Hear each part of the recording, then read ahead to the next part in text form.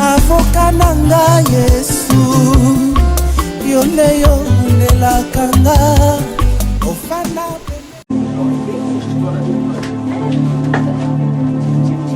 Je vous souviens de toi, ma sœur Angèle.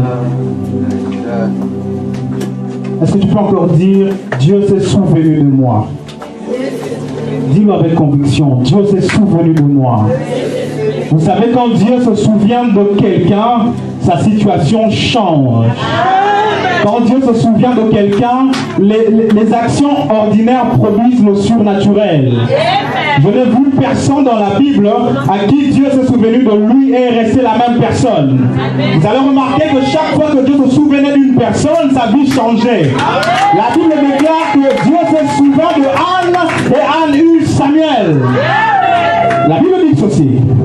Avant que Dieu se souvienne de Anne, Elkanah, son mari, allait avec elle. C'était une action de chaque jour, une action habituelle. Mais la Bible déclare que le jour où Dieu s'est souvenu de Anne, l'action de chaque jour a produit le surnaturel. Voilà pourquoi ce matin je suis en train de dire à quelqu'un, par une prière habituelle, un dimanche habituel, Dieu est en train de créer le surnaturel dans la vie de quelqu'un. Ah, ton amen ne m'encourage pas à pousser ceci. Dieu se souvient de toi ce matin. Et en ma qualité de roi, je suis en train de déclarer que le Samuel qui doit venir te soit donné au nom de Jésus. Je n'ai vu personne qui a été visité par Dieu et resté la même personne. Personne. Je ne sais pas quel Samuel tu attends ce matin, mais je suis en train de déclarer que Dieu te donne cela au nom de Jésus. Peut-être que ton Samuel c'est la paix du cœur, que le Seigneur te donne cela au nom de Jésus. Peut-être que ton Samuel c'est l'emploi, je suis en train de déclarer sur toi que le Seigneur te le donne.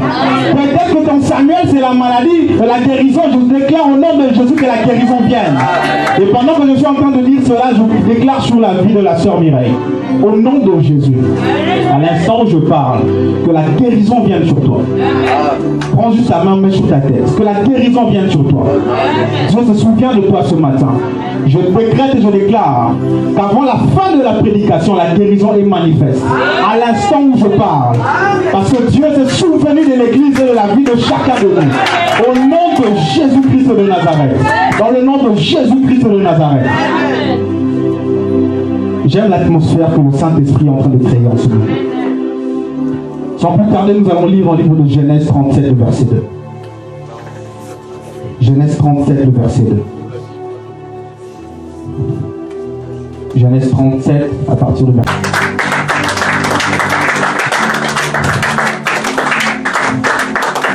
2. Vous savez, ce matin, je suis particulièrement heureux d'être là. C'est vrai que nous avons prié, nous avons jeûné, il nous manque de temps de sommeil, mais par l'amour que nous avons pour Dieu, nous étions ici.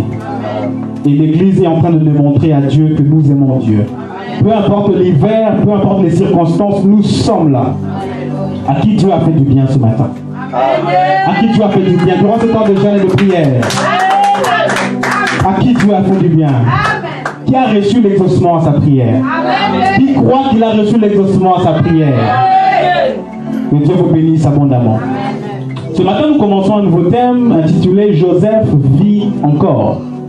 Vous savez, quand nous nous tenons ici pour prêcher, la parole qui sort de notre bouche ne sert pas à grand chose si cela ne va pas dans l'application. Peu importe la prédication et le terme que nous abordons, je vous prie s'il vous plaît que les écritures que nous lisons, la parole que nous entendons soient mises en application. La Bible déclare dans le livre de Jean qu'au commencement était la parole était avec Dieu et la parole était Dieu. La parole s'est faite chair. Cela veut dire quoi? Que même Dieu sait que tant que la parole reste théorique, cela ne peut pas avoir de l'impact. Voilà pourquoi il lui a plu de revêtir un corps afin de sauver ceux qui étaient perdus. Quand nous lisons notre Bible, quand nous lisons la parole de Dieu, il faut savoir que toute écriture vient de Dieu. Toute écriture vient de Dieu. La Bible déclare dans le livre de 2 Timothée 3, il dit « Toute écriture est inspirée de Dieu, utile pour enseigner, pour convaincre, pour corriger, pour instruire dans la justice. » Ne prenez jamais la parole de Dieu avec négligence ou semblant. Quand une déclaration est lâchée, prenez ça. Et dites-vous que c'est la parole que Dieu a prévue pour moi. Voilà pourquoi dans le livre d'Ésaïe, la Bible déclare que ma parole ne retourne pas à moi sans avoir accompli le but pour lequel elle était sortie. Et je crois que la parole que nous écoutons chaque jour ici, la parole de ce matin ne retournera pas au Seigneur sans avoir accompli le but pour lequel elle était sortie. Dans le nom puissant de Jésus. Vous savez, je vais prendre une illustration. Quand la parole est annoncée et que la mise en pratique ne suit pas, c'est comme Moïse qui voit le tabernacle dans les lieux célestes ou qui voit le modèle que Dieu lui a donné, mais qui ne fait pas le modèle sur la terre. Tant que le tabernacle reste dans la vision de Moïse, le peuple ne peut pas être sauvé. Je vais prendre l'exemple de Noé. Noé, Dieu dit, tu construiras selon le modèle que je vais te montrer. Mais le déluge ne craint pas le modèle qu'il a vu. Le déluge ne le tue pas parce que le modèle a été reproduit sur la terre. Voilà pourquoi quand j'entends la parole de Dieu, je ne me limite pas à ce que j'ai entendu, mais je mets cela en application. La Bible déclare que Dieu guérit, n'est-ce pas? Mais la mise en application de cette parole vient quand je viens imposer les mains aux malades. C'est en ce moment-là que la parole théorique, l'arche que Dieu est en train de montrer, prend forme sur la terre. Et il faut savoir que dans chaque écriture, il y a la pensée de Dieu cachée derrière. Quand vous lisez la parole de Dieu, posez-vous toujours la question, qu'est-ce que Dieu veut me dire au travers de ce que je viens de lire? Et ce que nous lisons nous rapproche toujours de Dieu. Or, la Bible me dit que nul ne peut approcher Dieu s'il ne passe pas par qui? Par Jésus. Cela veut dire que dans chaque écriture, on doit trouver Jésus. Si dans l'écriture ou dans ce que vous lisez, vous n'arrivez pas à trouver Jésus dedans, alors vous êtes en train petit à petit de vous éloigner de ce qui est Dieu. Voilà pourquoi je suis en train de dire, même à ceux qui nous suivent en ligne, recherchez constamment à vous rapprocher de Dieu. Les prédications que vous suivez, même sur YouTube ou sur Facebook, doivent vous conduire vers Jésus. Si à la fin d'une prédication, vous ne vous sentez pas être plus proche de Jésus, alors mettez en doute ce que vous venez d'écouter. Nous vivons dans une époque où les prédications commencent de plus en plus à tourner autour de l'homme. Tu réussiras, c'est une bonne chose. Tu seras motivé, c'est une bonne chose. Mais à la fin, je dois réussir afin que ma vie soit rapprochée du Seigneur. Voilà pourquoi Jésus est en train de dire que vous gagnera-t-il si vous gagnez tout ce qui est sur la terre et que vous manquez le royaume des cieux? Cela veut dire que toute prédication, même prêchant la prospérité, doit nous rapprocher du Seigneur Jésus-Christ. Parce que ces choses, c'est Dieu qui les a créées. Et il les a créées pour nous afin que nous les vivions. Donc je disais que dans chaque écriture, nous devons trouver la vie de Jésus. Voilà pourquoi lui-même, quand il arrive dans le temple, la Bible dit qu'il prit le rouleau, ouvrit le rouleau et commençait à lire la parole qu'Ésaïe avait écrite. Il dit, l'Esprit du Seigneur est sur moi, parce qu'il m'a oint pour libérer les captifs. L'Esprit du Seigneur est sur moi parce qu'il m'a oint pour proclamer la bonne nouvelle aux pauvres et pour proclamer une année de grâce. La Bible déclare que quand Jésus finit de lire cette écriture, il ferma le rouleau et dit, ce que vous venez d'entendre vient de se réaliser maintenant. Ce que vous venez d'écouter vient de prendre chair maintenant. Cet acte est prophétique en nous disant que toute la Bible parle de la personne de Jésus-Christ et de Jésus seul. Et ce matin, nous allons parler de Jésus et de Jésus seul. Voilà pourquoi dans l'histoire que nous allons lire, durant la fin du mois de décembre, nous allons mettre de l'emphase sur une personne ou un personnage de la Bible du nom de Joseph. Laissez-moi vous dire que tous les personnages de la Bible présentent une facette de Jésus. Dieu dit en Moïse ceci, il dit, cette nuit vous allez manger l'agneau, mais vous mangez l'agneau en entier. Cela veut dire que tous les prophètes ont été une facette de Jésus, qui est l'agneau en entier. Est l'agneau en entier. Et vous remarquerez que dans la vie des enfants de Jacob, les 12 tribus d'Israël, chaque enfant de Jacob présente une facette de Jésus. Ruben, par exemple, c'est le prémisse. Or, Christ, on dit de Christ, il est le prémisse, le premier-né d'entre les morts. Vous allez voir que dans la vie de Lévi, on présente Jésus comme sacrificateur. Ou disons qu'on présente Jésus comme l'agneau.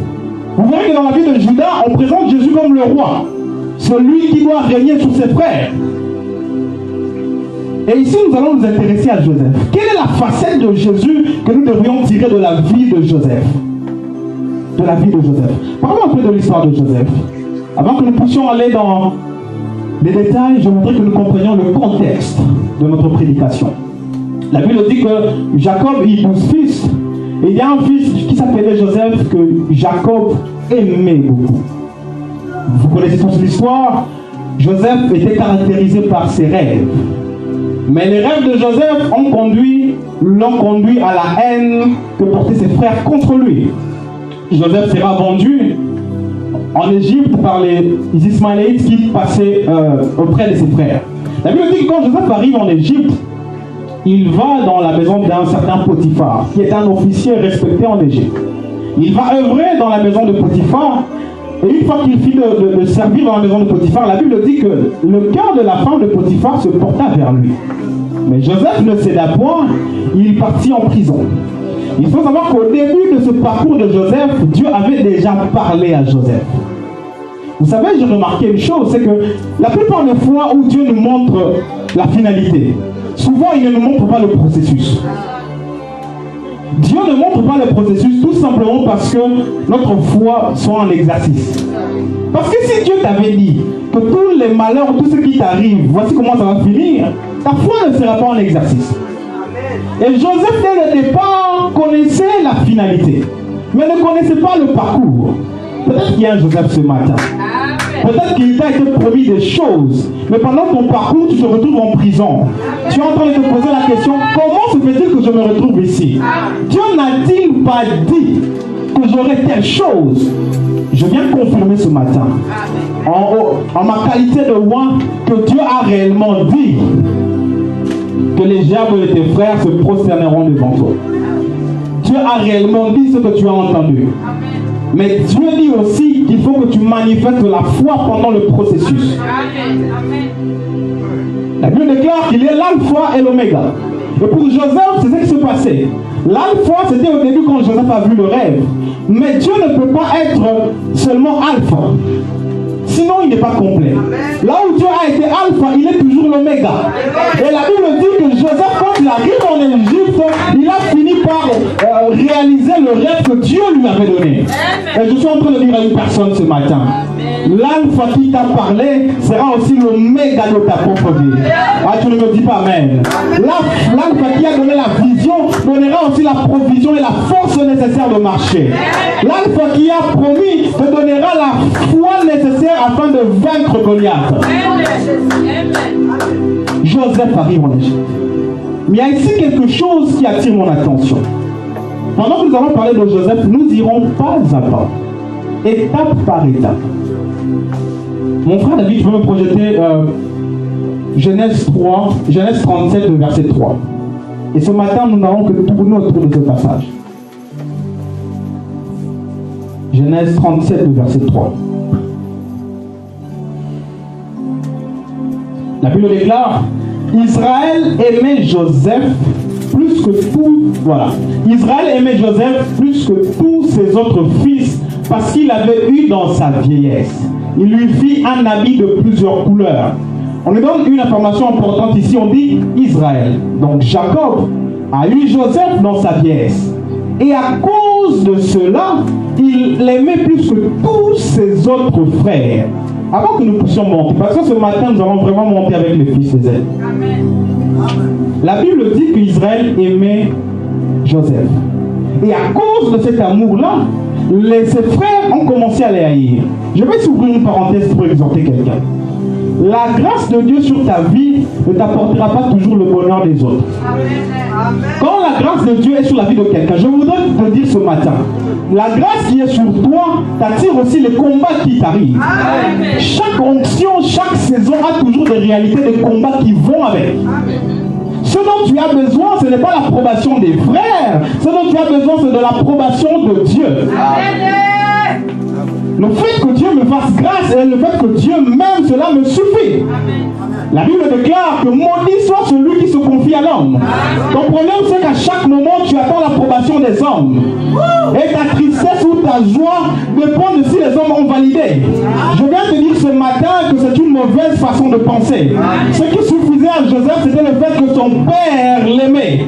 Et je dis à quelqu'un ce matin, peu importe ce que tu traverses, Dieu t'aime. Et il a des plans de bonheur et de paix pour toi et non de malheur.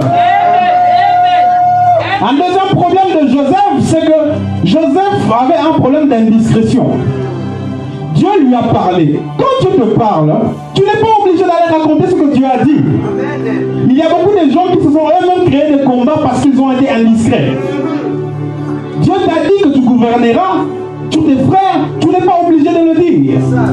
Et la Bible dit qu'à chaque fois que Joseph se présentait avec un songe, ses frères les haïssaient encore plus. Le problème avec notre génération, c'est que nous basons notre vie parfois sur les likes de Facebook. Tu es heureux quand les autres le disent, mignon, it is cute. Et quand tu n'as pas de like, tu es attristé par cela. Parfois, il y a des choses que Dieu te dit, des choses qui t'ont été promises, qui méritent de rester dans le secret. Et c'est là que tu évites certains combats qui peuvent t'arriver. Écoutez ce que le Proverbe 25 nous dit. Il dit, 25 verset 17. Mets rarement le pied dans la maison de ton prochain, de peur qu'il ne soit rassasié de toi et qu'il ne te haïsse. C'est là, ce passage ne veut pas dire de ne pas aller visiter les voisins. Ce passage veut tout simplement dire que de temps en temps, fais-toi discret. Il faut qu'il y ait à un moment donné un mystère entourant ta vie. Les gens ne doivent voir que les conséquences ou les résultats que produit ton travail dans le secret. La Bible déclare que Christ, quand il priait la nuit. Les gens ne savaient pas qu'il priait, mais les gens ne pouvaient voir que les conséquences de sa vie de prière la nuit. Et c'est de ça qu'il s'agit. Dieu t'a parlé durant ces 3 jours de jeûne et de prière sur ta propre vie.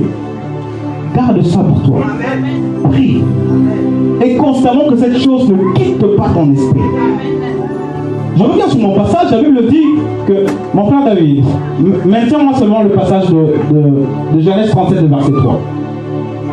La Bible dit que Israël aimait Joseph plus que tous ses autres fils parce qu'il avait eu dans sa vieillesse. Ici, je voudrais expliquer la vieillesse. La vieillesse, ici, ne veut pas toujours dire l'âge. Dans le langage biblique, la vieillesse est aussi symbolisée par la sagesse. Cela veut dire que Jacob a eu Joseph dans sa sagesse. Or, dans le langage prophétique, quand le père conçoit le fils, en réalité, le père revêt un corps qu'on appelle fils. Je sais que je viens de perdre quelqu'un, mais je vais te rattraper. Dans la sagesse de Dieu, quand le père conçoit le fils, cela veut tout simplement dire que le père revêt un corps qu'on appelle fils. Cette sagesse-là est une folie pour le monde. Voilà pourquoi quand nous disons aux gens du monde que Dieu s'est fait un corps, ils ne peuvent pas croire. Ils réfléchissent à la manière des hommes. Dans la sagesse de Dieu, concevoir le fils, c'est prendre un corps qu'on va appeler fils. Voilà pourquoi à chaque fois que Christ se présentait, en réalité il parlait toujours au nom du Père parce qu'il était là pour présenter le Père. Je pose la question au prophète Ésaïe. Ésaïe 9, le verset 6. Le prophète Ésaïe, quand il regarde le fils, voici ce qu'il dit. Il dit, un enfant nous est né, un fils nous est donné. La domination reposera sur ses épaules. On l'appellera admirable, Dieu tout-puissant, Père éternel et Prince de la paix. C'est-à-dire que quand Ésaïe regarde le Fils, il ne voit pas seulement le Fils, mais il voit aussi le Père. Et c'est ça l'évangile que nous prêchons. Nous confessons que Jésus est Dieu. Quand je regarde Jésus, je ne dissocie pas Jésus et Dieu. Je ne dissocie pas le Saint-Esprit et Dieu. Les 3 personnalités en réalité parlent de la même personne, mais sur des phases différentes et sur des rôles différents. Une fois, je prêtais sur ça, j'ai donné un exemple. J'ai dit quand on regarde par exemple le docteur Adela, à l'église on va l'appeler docteur ou pasteur. Mais la même personne, quand il arrive à la maison, sa femme va l'appeler chérie. N'est-ce pas maman? Mais quand il arrive devant sa fille ne l'appelle pas docteur, elle va l'appeler papa. Mais est-ce que docteur, chérie, papa, n'est-il pas la même personne? C'est la même chose avec Dieu. Ce n'est pas parce qu'on l'appelle Jésus qui n'est pas Dieu. Ce n'est pas parce qu'on l'appelle Saint-Esprit qui n'est pas Dieu. C'est la même personne. Mais ces choses ont été cachées aux gens du monde, mais nous ont été révélées par la grâce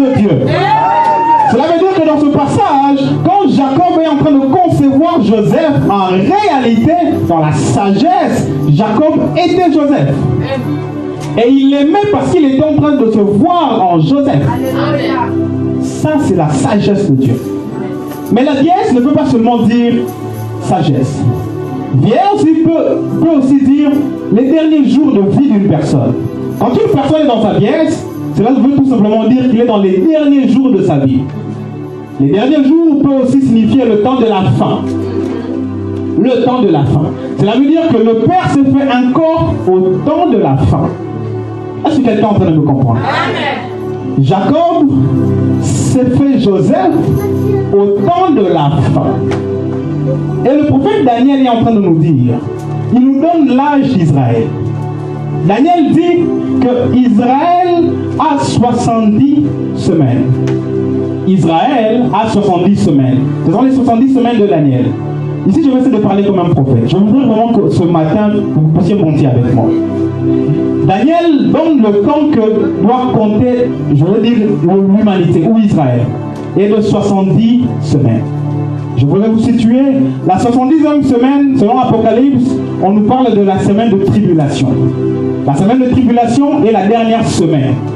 Or, le temps de la tribulation ne vient qu'après l'enlèvement. Est-ce que quelqu'un est en train de me suivre? La 70e semaine, c'est le temps de la tribulation. Cela veut dire que le temps où nous sommes, c'est le temps avant la 70e semaine. Or, la Bible nous dit ceci, dans le temps d'Israël, le temps de la grâce n'est pas compté. Quand vous lisez la Bible, quand Daniel est en train de parler de ces histoires, à aucun moment il va parler du temps de la grâce où nous sommes. Et la Bible dit que la 69e semaine est déjà terminée. Donc, dans le calendrier de Dieu, dans l'horloge de Dieu, la montre s'est arrêtée à la 69e semaine. Voilà pourquoi Jésus est en train de dire que l'Esprit du Seigneur est sur moi, il m'a envoyé pour proclamer une année de grâce. L'année de grâce, c'est quand l'horloge de Dieu s'arrête. L'année de grâce, c'est quand l'horloge de Dieu s'arrête. J'ai besoin de 3 personnes. Je vais illustrer ça par un exemple. Et je pense que nous allons mieux comprendre. 3 volontaires. Ma soeur Angèle vient. Ma soeur Jessica aussi vient. Le frère derrière le maman Julien peut aussi venir. Alors, maman Julien vient.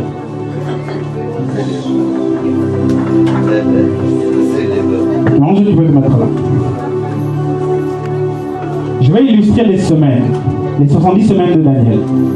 En commençant par maman Julienne, on va dire que c'est la 68e semaine. Quand je viens chez ma soeur Angèle, c'est la 69e semaine. Quand je viens chez ma soeur Jessica, c'est la 70e semaine. La semaine de tribulation. Cela veut dire que le temps de la grâce ne vient pas se placer ici, mais vient se placer ici. Mon frère, j'irai bien. J'irai, ce sera comme le fils. Comme la Bible déclare que Jacob eut Joseph dans sa vieillesse, cela veut dire que Dieu, le Père, se fait encore dans un temps qui doit être à la fin. Donc Joseph vient se placer ici. Il faut te placer juste au milieu. Dieu crée un temps qu'on appelle le temps de la grâce.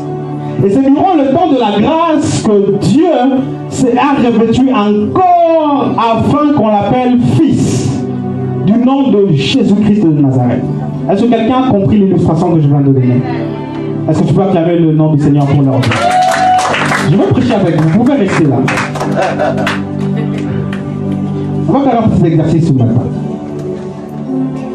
Le nom de Joseph dans la Bible, en hébreu, veut dire Dieu a ajouté. Quand Rachel aura Joseph, elle va s'exclamer en disant que Dieu ajoute encore. En hébreu, le nom de Joseph veut dire que Dieu a ajouté ou a augmenté. Cela veut dire quoi?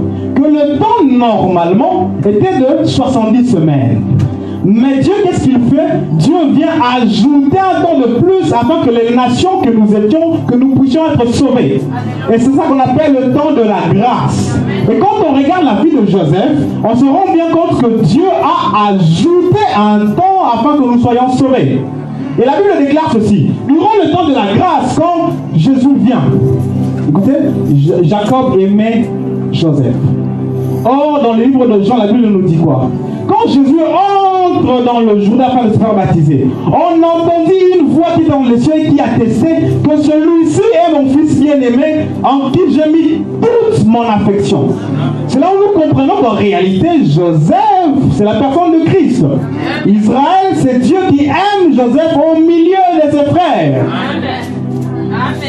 Et l'amour que Israël avait pour Joseph a attisé la haine de ses frères autour de lui. De même que Christ. À cause de l'amour que Dieu manifestait pour Christ, ses frères les haïrent encore davantage. Genèse 37, verset 3. Il dit, Israël aimait Joseph plus que tous les autres fils parce qu'il l'avait eu dans sa vieillesse. Nous venons de comprendre que la vieillesse en réalité est non seulement la sagesse de Dieu, mais un temps donné. Maintenant, voici la suite. Il dit, il lui fit un habit de plusieurs couleurs. Dans l'autre version, on dit, il lui fit une tunique. C'est donc bien, mon frère est très bien habillé. On va supposer que la tunique que Jacob confectionne à Joseph, c'est la tunique de mon frère qui est là. On va imaginer qu'elle est une tunique de plusieurs couleurs. La tunique que Israël met sur Joseph, c'est ce qu'on appelle l'alliance. Cela veut dire que c'est un signe que Dieu est en train de donner afin d'attester qu'il aime le Fils. La tunique de plusieurs couleurs peut aussi être assimilée à l'arc-en-ciel. L'arc-en-ciel est le symbole de... On va dire l'arc-en-ciel est à plusieurs couleurs. Alors voici ce que la Bible est en train de nous dire concernant l'arc-en-ciel. Genèse 8 et Genèse 9. La Bible dit quand Noé descend de l'arche, Dieu, quand il parle, il explique qu'est-ce que c'est que l'arc-en-ciel. Il dit, je vais utiliser un langage prophétique. Durant le temps de la grâce, à chaque fois que je voudrais frapper la terre d'un déluge, chaque fois que l'arc-en-ciel apparaîtra, ma colère va s'apaiser.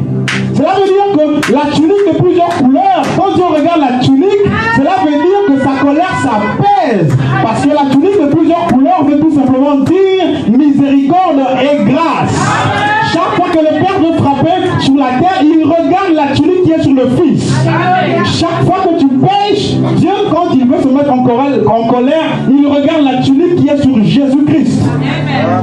Et cette tunique apaise la colère du Père. Vous pouvez rentrer à vos places. Que Dieu vous bénisse. Je reste avec le Père Gilet. Là, tu es un homme, tu as encore de la vigueur. Ça veut dire que la tunique qui est sur notre frère ici, qui symbolise Joseph, est une tunique d'alliance. Parce que l'arc-en-ciel veut tout simplement dire miséricorde et grâce. C'est là que Dieu est en train d'expliquer lui-même. Maintenant, il faut savoir que la tunique de plusieurs couleurs en Israël symbolisait aussi autre chose. Quand en Israël, on regardait une fille qui portait une tunique de plusieurs couleurs, les gens comprenaient deux choses. On comprenait que c'était la fille du roi et aussi qu'elle était vierge. Lisons le livre de 2 Samuel. Mon frère David, tu peux me projeter ça? Dans le livre de Samuel. 2 Samuel 13, le verset 18. 2 Samuel 13, le verset 18. 2 Samuel 13, le verset 18. Je suis en train d'utiliser le verset 18. 13, 18.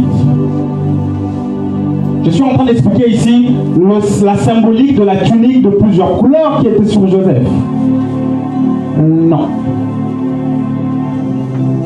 Où on dit, elle avait une tunique de plusieurs couleurs. 2 Samuel 13, le verset 18.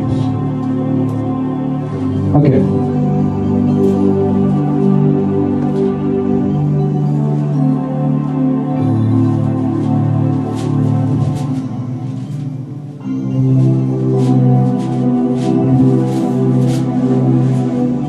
Parfait.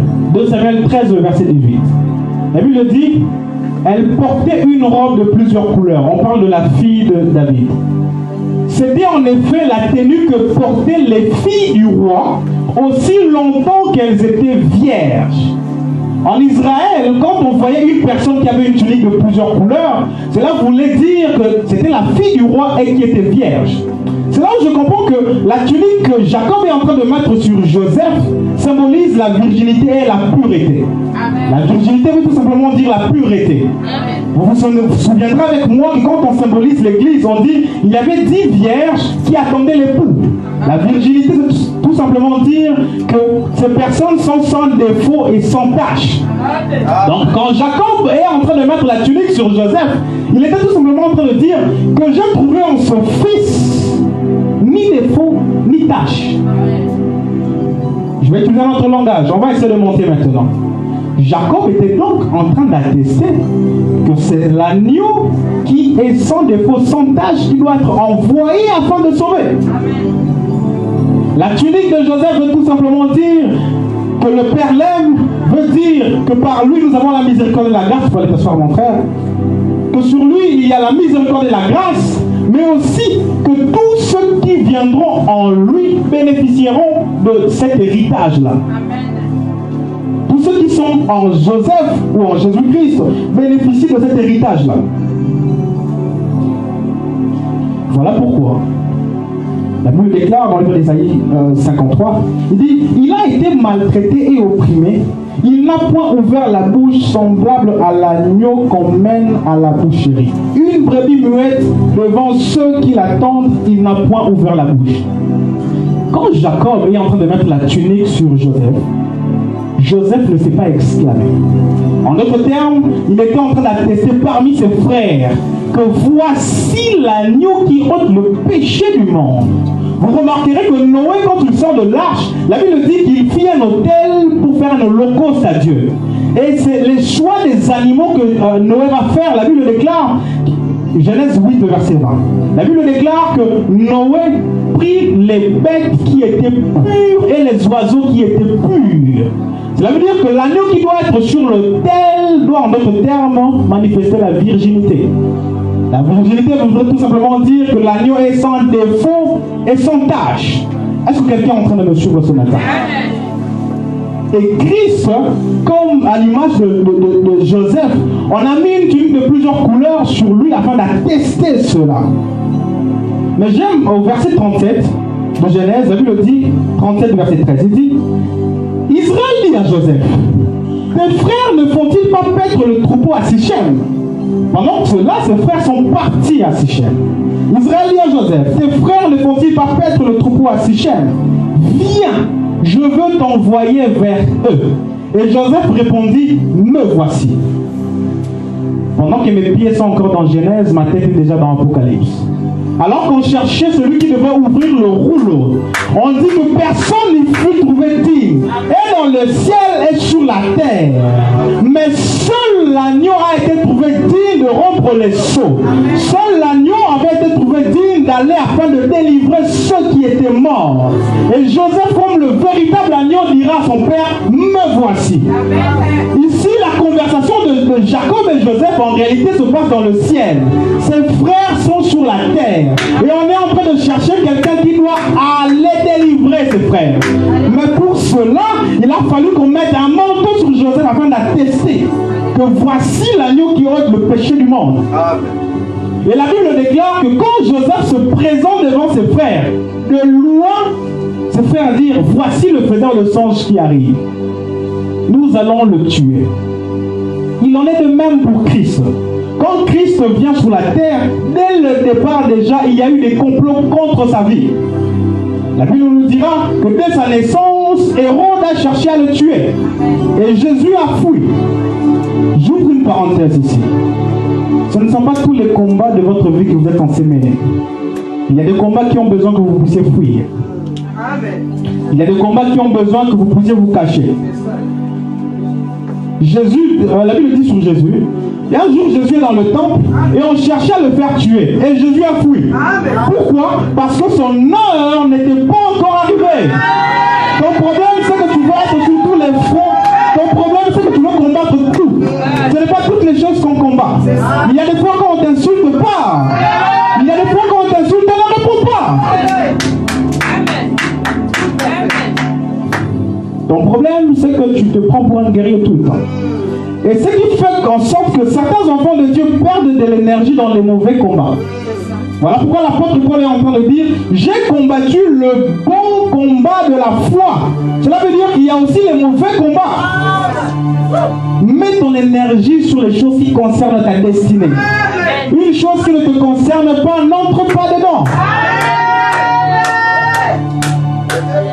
Et la Bible déclare que Joseph, quand il arrive devant ses frères, ils avaient déjà comploté à le tuer.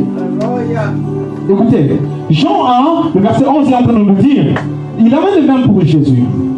Au commencement était la parole était avec Dieu, la parole était Dieu. Elle s'est faite chair, et après on l'appelle lumière. Au verset 11, on dit, et la lumière est venue vers les siens, et les siens ne l'ont point reçue. La lumière est venue vers les siens, et les siens ne l'ont point reçue. Joseph est allé vers les siens, et les siens ne l'ont point reçu. Qu'est-ce que les siens ont fait? Les siens ont comporté afin de mettre fin à sa vie. Mais voici un mouvement prophétique qu'ils vont faire. La Bible dit au verset 23. Lorsque Joseph, Genèse 37, verset 23, lorsque Joseph fut arrivé auprès de ses frères, ils le dépouillèrent de sa tunique, de la tunique de plusieurs couleurs qu'il avait sur lui. La Bible dit qu'est-ce qu'ils ont fait? La première des choses, ils l'ont dépouillé de sa tunique. Le verset 24. Ils prirent et le jetèrent dans la citerne. Cette citerne était vide, il n'y avait point d'eau. Verset 31.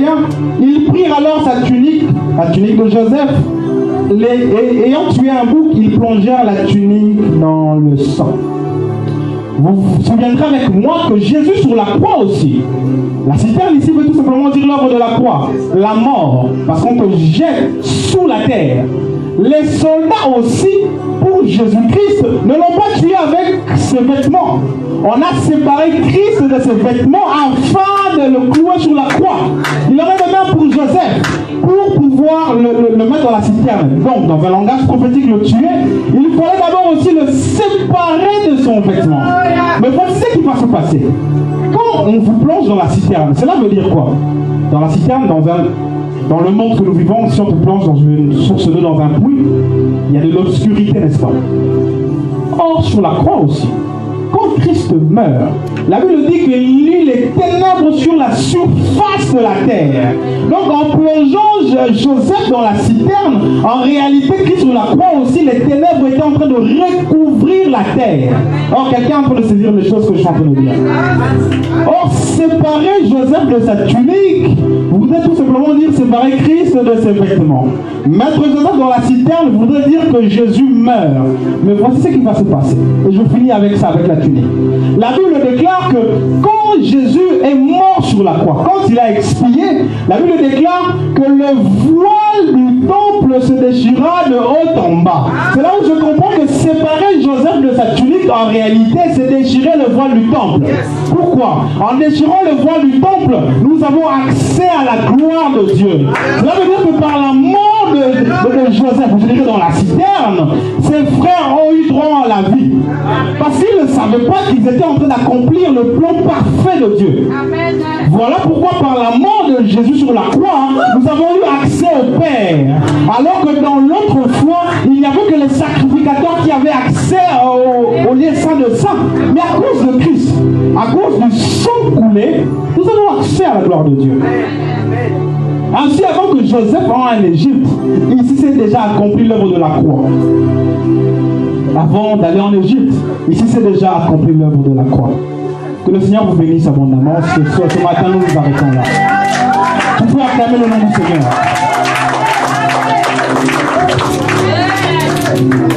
Tu peux te tenir debout, nous allons prier rapidement. Nous avons tous les mois de décembre. J'étais en train de dire que le Seigneur va nous faire énormément du bien. Il est celui qui est en train de pourvoir. Je voudrais rapidement que tu dises merci pour l'œuvre de la croix. Merci parce que quand tu es mort sur la croix, le voile du temple s'est déchiré. Ainsi, là où je n'avais pas accès, là où j'étais sale, j'ai maintenant le droit d'aller dans le lieu saint des saints. Élève ta main, commence à dire merci à Jésus. Merci Seigneur. Merci Seigneur Jésus. Merci Seigneur Jésus. Merci Seigneur Jésus. Merci pour l'œuvre de la croix. Merci pour la vie que tu donnes. Merci Seigneur pour le privilège. Merci parce que Joseph a été mis dans la citerne. Merci parce que son sang, le sang du bouc a été mis sur sa tunique.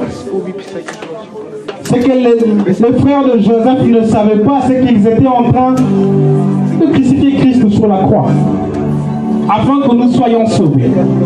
Et c'est seulement dans ce cas, Seigneur, que nous avons accès à la gloire de Dieu. C'est seulement dans ces circonstances que nous avons accès à la gloire de Dieu.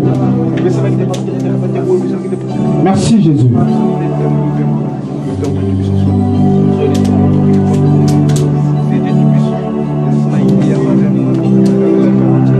Je veux garder silence, je veux prier pour toi. Dans le nom de Jésus-Christ. Je suis en train de prier, Seigneur, que l'œuvre de la croix prenne effet maintenant dans l'église au nom de Jésus. Je suis en train de déclarer dans le nom de Jésus-Christ que le sang qui a été coulé sur la croix, que le voile qui s'est déchiré, que nous ayons vraiment accès à la gloire de Dieu. Père, ne nous prive pas de ta gloire. L'église a besoin de toi.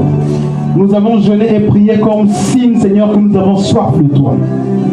Peut-être, Seigneur, que nous ne faisons pas tout parfaitement, Seigneur. Ta parole déclare que même quand on te cherche en tâtonnant, tu te laisses trouver. S'il te plaît, laisse-toi trouver par mon frère et ma soeur. S'il te plaît, laisse-toi trouver par mon frère et ma soeur, au nom de Jésus-Christ. Je recommande la semaine entre tes mains, Seigneur. Garde-nous, protège-nous. Durant ce mois de décembre, pendant que certains seront en train de prier contre l'esprit de mort ou parfois de pleurer leur mort, nous allons baigner dans la grâce et dans l'amour de Dieu. Parce que tu nous aimes, Seigneur.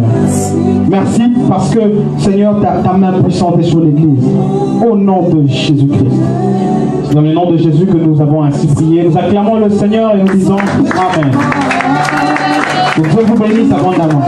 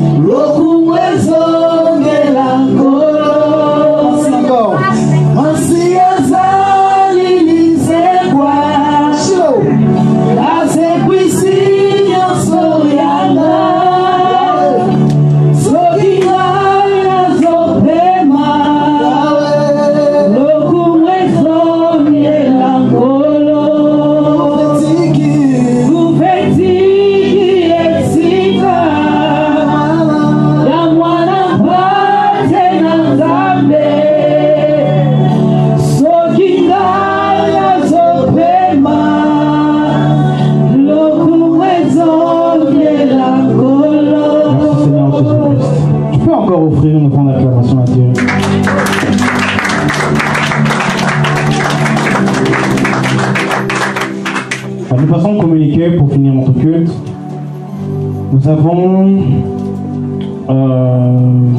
trois principaux communiqués pour ce matin.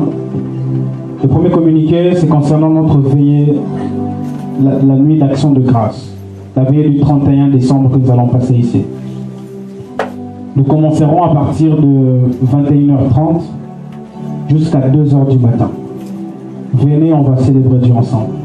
Je crois que par le jeûne et la prière que nous avons fait durant ce week-end, nous sommes en train de prouver qu'en réalité, l'hiver n'est pas une raison pour nous de pouvoir prier Dieu.